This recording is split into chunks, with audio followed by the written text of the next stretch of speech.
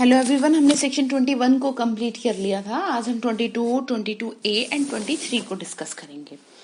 तो 22 क्या बात करता है? 22 बात करता है, जैसे कि मैंने आपको ओरल एडमिशन के बारे में बताया, ओरल एविडेंस के बारे में बताया था, ऐसे ही ओरल एडमिशन भी होता है। तो यहाँ पर बात क्या हो रही है, यहाँ पर ये बात कर रहे हैं सेक्शन 22 की जो ओरल एडमिशन है वो कब रेलिवेंट होगा। ठीक है ना, ओरल एडमिशन आप कोर्ट में दे सकते हैं, कब रेलिवेंट होगा और कब नहीं रेलिवेंट होगा। तो चलिए देखते हैं सेक्शन 22 में क्या लिखा है। सेक्शन 22 में लिखा है when oral admission as to the contents of document are relevant. It means oral admission तब दिए जा सकते हैं किसी भी डॉक्यूमेंट को प्रूव करने के लिए जब किसी भी पर्सन के सामने या किसी के पर्सन के पास उस चीज को प्रूव करने का इंटाइटलमेंट हो। इट मीन्स सेकेंडरी एविडेंस की इसमें बात की गई है कि आप सेकेंडरी एविडेंस कब दे सकते हैं, जब आपके पास क्या नहीं है, आपके पास प्राइमरी एविडेंस नहीं है। तो जैसे ओरल एविडेंस होता है, हेयर से एविडेंस होता है, इसी तरह से प्राइमरी और सेकेंडरी एविडेंस भी होता है। आप जनरली एक बात ध्यान रखें कि जो प्राइमरी एविडेंस होता है वो बेस्ट एविडेंस होता है। प्राइमरी एविडेंस की एब्सेंस में आप सेकेंडरी एविडेंस दे सकते हैं, लेकिन उसके लिए जरूरी ये है कि आपके पास उस चीज का क्या होना चाहिए, इंटाइटलमेंट हो। जैसे कि एग्जाम्पल इसमें आपको ये समझना है कि जैसे अगर आप कोई डाइवोर्स का केस है तो डाइवोर्स के केस में क्या होता है कि शादी की फोटो लगाना जरूरी होता है। तो शादी की फोटो जब लगाना जरूरी है और आपके पास शादी की कोई फोटो नहीं है सपोज प्रेजेंट में, तो आप उस फोटोग्राफर से उस फोटो के नेगेटिव ले आए तो वो नेगेटिव भी यूज किए जा सकते हैं as an admission, as an oral, as an secondary evidence. ठीक है ना। तो यहाँ पर बात ये हो रही है कि कोई भी ऐसा डॉक्यूमेंट जिसके कंटेंट तो आप समझते हैं ना, जिसके कंटेंट्स यानी जिसकी अंतर वस्तुओं को आप प्रूव करना चाह रहे हैं बाय ओरल एडमिशन, तो वो ओरल एडमिशन आपके रेलिवेंट होंगे, किन सिचुएशन में होंगे या नहीं होंगे, वो ही आपको ये सेक्शन बता रहा है। तो चलिए पढ़ लेते हैं। Oral admission as to the contents of a document are not relevant. First of all, are not relevant unless and until the party proposing to prove them. It means जब तक कि उनको देने वाला ये न साबित कर दे to prove them shows that he is entitled to give secondary evidence, जब तक कि वो ये साबित ना कर दे कि वो entitled है secondary evidence देने के लिए। क्लियर? क्योंकि डॉक्यूमेंट की अगर हम डॉक्यूमेंट को प्रोड्यूस करने की या डॉक्यूमेंट को कोर्ट में एज एन एविडेंस देने की अगर बात की जाए तो जो उसमें जो फर्स्ट प्रायोरिटी दी जाती है ना वो आपके प्राइमरी एविडेंस को दी जाती है, सेकेंडरी एविडेंस को नहीं दी जाती है। लेकिन फिर भी इस सेक्शन में यहाँ पर ये बात कर रहा है कि किसी भी डॉक्यूमेंट के कंटेंट्स को प्रूव करने के लिए आप सेकेंडरी एविडेंस कब देंगे, जब आप उस चीज के लिए इंटाइटल हैं। इट मीन्स जब तक आप ये शो ना कर दें कि आप उसके हकदार हैं। ठीक है। तो secondary evidence of the content of such documents under the rules here after mentioned or unless the genuineness of a document produced is in question. It means आपके पास प्राइमरी एविडेंस नहीं है, इसीलिए आप सेकेंडरी एविडेंस दे रहे हैं। लेकिन इस बात के लिए आप कोर्ट को, अगर मैं अपनी लैंग्वेज में कहूँ, इन माय लैंग्वेज, आप कोर्ट को सेटिस्फाई कर दें। आप इस चीज के लिए कोर्ट को ये अच्छी तरह से सेटिस्फाई कर दें कि आप सेकेंडरी एविडेंस देने के लिए इंटाइटल हैं, आपके पास first it means primary evidence नहीं है। आप इसको पढ़ेंगे रीड विद सेक्शन 62 एंड 63, तो ये आपको बहुत अच्छे से समझ में आएगा। बाकी मैं भी आपको बता दूंगी कि प्राइमरी और सेकेंडरी एविडेंस क्या है, लेकिन ऐसे ध्यान रखिए कि अगर आपसे पूछा जाता है कि बेस्ट एविडेंस कौन सा है, तो आप हमेशा ध्यान रखें कौन सा, primary evidence. It means genuineness की अगर बात हो रही है कि जैसे सपोज अब ये कोर्ट कहता है कि हम कैसे माने कि जी आप जो सेकेंडरी एविडेंस दे रहे हैं तो ये आपका मतलब वो है, ठीक है, तो आपके पास एंटाइटलमेंट है उस चीज का, इसलिए आप उस डॉक्यूमेंट को दे रहे हैं। तो जैसे आपका प्राइमरी एविडेंस को माना गया जेन्युइन, इसी तरह से उसको भी आप दे सकते हैं उसको भी आप कोर्ट में प्रोड्यूस कर सकते हैं, वो असली है तो, ठीक है ना, कि भाई हाँ ये ठीक है, उसी की चीज है पर ठीक है। मैंने आपको बताया ना, जैसे फोटो है, फोटो का नेगेटिव या आपकी मार्कशीट, इसको ऐसे समझिए जैसे कि आपकी ओरिजिनल यूनिवर्सिटी वाली मार्कशीट और आपकी नेट कॉपी, तो थोड़ा बहुत तो आइडिया मिल सकता है ना उससे कोर्ट को कि हाँ आपके पास प्राइमरी एविडेंस नहीं है। क्लियर? तो this section is based on the rule of the best evidence, rule of the best evidence that is as long as the best evidence is available, other evidence is not be available। इतना ध्यान रखिएगा कि primary evidence is a best evidence और evidence available नहीं है जब तक कि क्या ना कर दें, जब तक कि आप उस चीज के लिए एंटाइटलमेंट ना हो। और एक चीज ध्यान रखिए, सुनिए मेरी बात ध्यान से, according to the general principle, एक जनरल प्रिंसिपल क्या है, general principle, a document should be proved by the primary evidence. एक डॉक्यूमेंट को, जहां पे डॉक्यूमेंट को प्रूव करने की बात आती है तो वहां पे प्राइमरी एविडेंस ही होना चाहिए, ठीक है।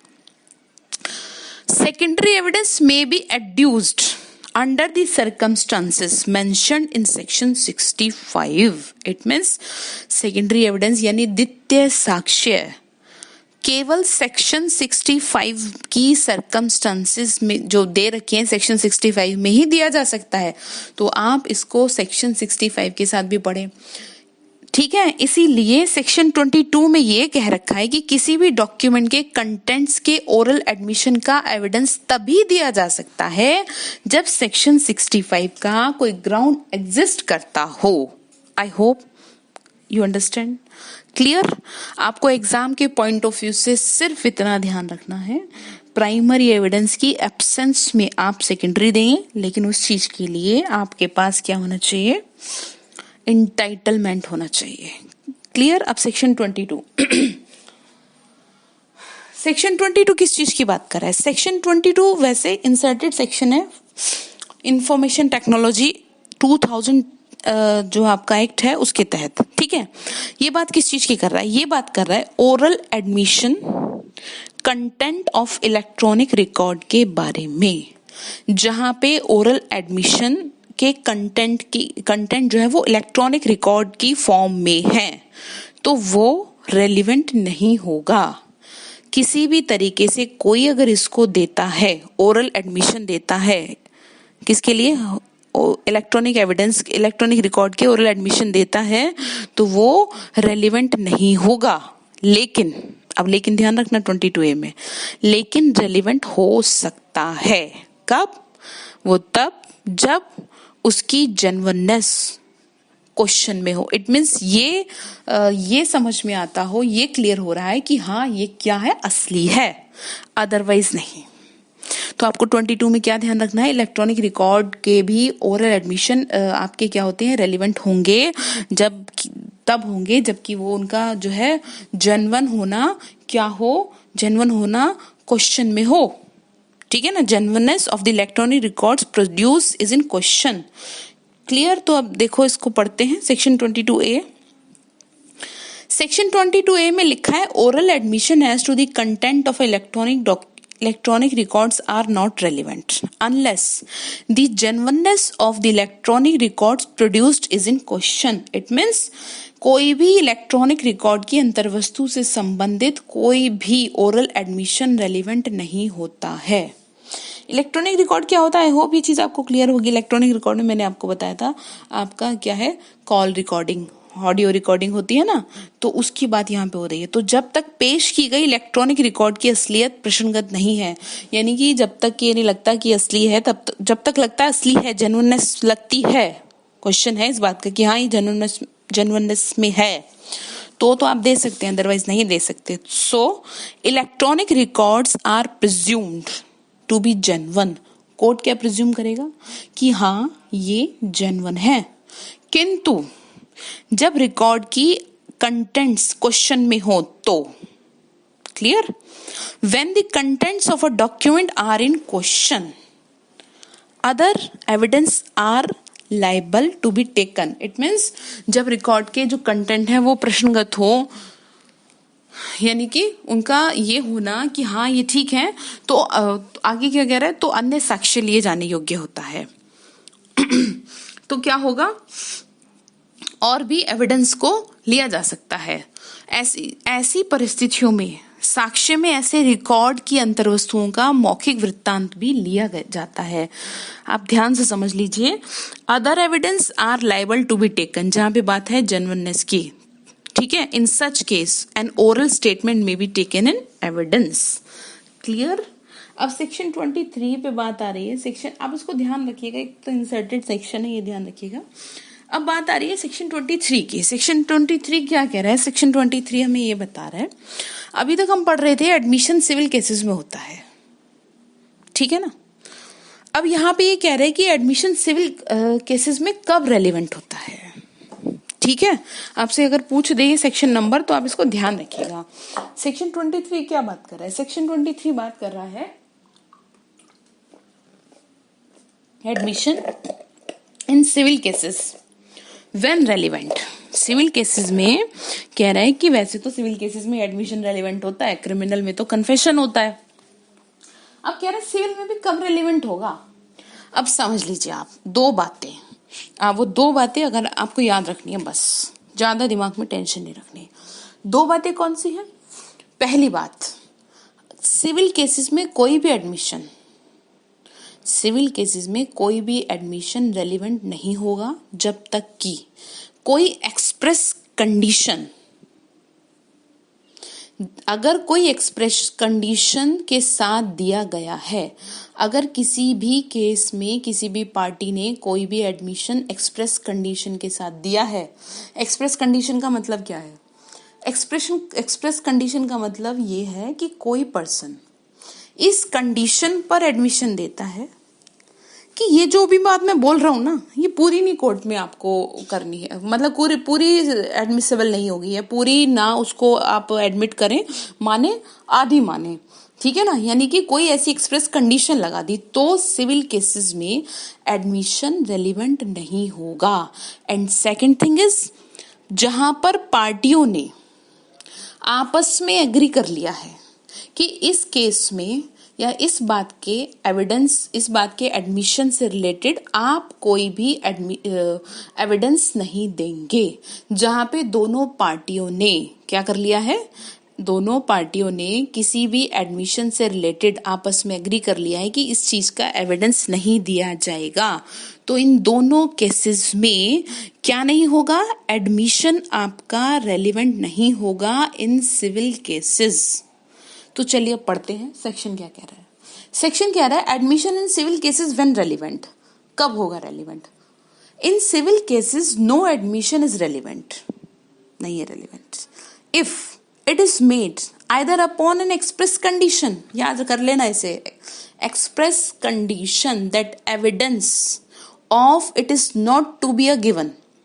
सिविल मामलों में कोई भी स्वीकृति सुसंगत नहीं है यदि वो किसी अभिव्यक्त शर्त पर की गई है, ठीक है, कि उसका साक्ष्य नहीं दिया जाएगा। कोई ऐसी कंडीशन लगा दिए, जी आपको मैं ये बात बोल तो रही हूं लेकिन आप इसे एविडेंस के रूप में मत यूज कर लेना, ठीक है। जैसे कि इसको ऐसे समझ लीजिए, जैसे कि दो फ्रेंड हैं, दोनों फ्रेंड में आप एक ने दूसरे को अपनी कोई ऐसी बात बता दी जो बहुत पर्सनल बात है, और उसने ये कह दिया कि देख ऐसा है, ये बात ना कभी तो किसी के आगे बोल मत दियो या कोर्ट में बोल मत दियो, उसको अपने पास ही रखियो, तो ये एडमिसिबल वैसे भी नहीं होगी, ठीक है। तो इतनी बात समझ में आ गई आपको। Express condition that evidence of it is not to be a given और अंडर सर्कमस्टांसेस, क्लियर। क्या कहा, अभिव्यक्त शर्त पर की गई हो कि उसका साक्ष्य नहीं दिया जाएगा, कि मतलब एक एक्सप्रेस कंडीशन से कि भाई इसका एविडेंस नहीं वो होगा, ऐसी परिस्थितियों के अधीन दी गई हो, ऐसी सर्कमस्टांसेस में दी गई हो। और दूसरा, जिसमें कोर्ट ये अनुमान कर सके कि पक्षकार इस बात पर परस्पर सहमत हो गए। दूसरी बात क्या, कि पार्टी की एग्री होने की बात, कोर्ट ये इन्फर करता हो, कोर्ट ये अनुमान लगाए कि ये तो पार्टियों ने आपस में क्या कर लिया, इस चीज को एग्री कर लिया है, तो क्या नहीं दिया जाएगा, अनुमान लगाए तो इस चीज का एविडेंस नहीं दिया जाना चाहिए, ठीक है जी। इतनी बात आपको समझ में आ गई होगी। इस सेक्शन में ये बता रखा है। अब इसकी एक्सप्लेनेशन क्या कह रही है, इसकी एक्सप्लेनेशन कह रही है कि ये जो सेक्शन है ना, ये जो सेक्शन है सेक्शन 126, ये सेक्शन 126 के अधीन उसे विवश किया जा सकता है। कहने का मतलब ये है, चलो पढ़ लेते हैं इसे पूरा, कि इस धारा की कोई भी बात यानी इस सेक्शन की कोई भी बात किसी भी बैरिस्टर, प्लीडर, अटॉर्नी या वकील को किसी ऐसी बात का साक्ष्य देने से छूट देने वाली नहीं मानी जाएगी जिसका एविडेंस देने के लिए उसको कंपेल किया जाता है। यानी कि जो आपका सेक्शन 126 है ना, आप उसको इसके साथ पढ़ेंगे तो आपको समझ में आएगा। उसमें यही बता रखा है कि कम्युनिकेशन, चलिए देख लेते हैं सेक्शन 126 क्या कह रहा है आपका।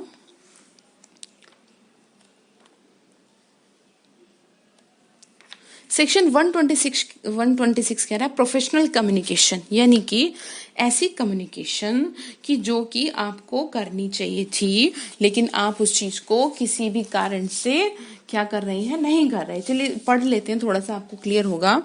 इसमें ये लिखा हुआ है कि बैरिस्टर, प्लीडर, अटॉर्नी या वकील का ध्यान ऐसे फैक्ट के प्रति उसके कक्षीदार द्वारा या की ओर से आकर्षित किया गया नहीं था।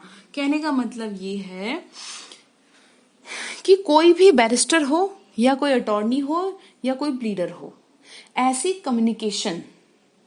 कम्युनिकेशन जो उसको अपने प्रोफेशनल उसमें करनी चाहिए थी और उसको वो बतानी चाहिए थी, तो उस चीज का इस पर कोई भी इफेक्ट नहीं पड़ेगा। किस पर? जो आपका ये सेक्शन 23 का एक्सप्लेनेशन है।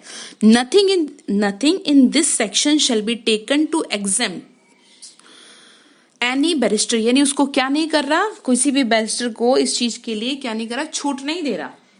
ठीक है ना। Exempt any barrister, pleader, attorney और वकील from giving evidence of any matter of which he may be compelled to give under section 126। Clear. तो when a person make an admission with the condition that it shall not be given in evidence, आप इस बात को ध्यान रखें। दूसरी बात आपको क्या ध्यान रखनी है कि जो सेक्शन 23 है ना, apply only in civil cases and not in criminal cases. Under section 23 no admission is relevant, यानी सेक्शन 23 के अंदर एडमिशन रेलिवेंट नहीं है। कौन सी केसेस में? जो याद करने वाली है आपको, जहां पर एक्सप्रेस कंडीशन और जहां पे पार्टी आपकी एग्री हो गई है। तो an admission must be used either as a whole or not. स्वीकृति या तो पूरी की जाएगी या पूरी प्रयोग में लाई जाएगी या नहीं। ये एक केस था जी नारायण वर्सेस एमपी, है ना, H.G. Narayan versus state of MP 1952 का था, जिसमें ये बात थी कि कन्फेशन को या तो पूरी प्रयोग में लाया जाए या लाया ही ना जाए। तो इसका मतलब यही समझ में आ गया ना कि जो वो कह रहा है कंडीशन की, या तो आप मेरी पूरी बात मानो, नहीं तो बिल्कुल मत मानो। ठीक है, नहीं तो आप इसको भी यूज नहीं करेंगे एज एन एविडेंस। तो जहां कंडीशन की बात आ गई तो वहां पर आप इस चीज को रेलिवेंट नहीं मानेंगे, इस सेक्शन का आप रेफरेंस दे सकते हैं। ओके, बाकी हम नेक्स्ट क्लास में कवर करते हैं। Thank you so much.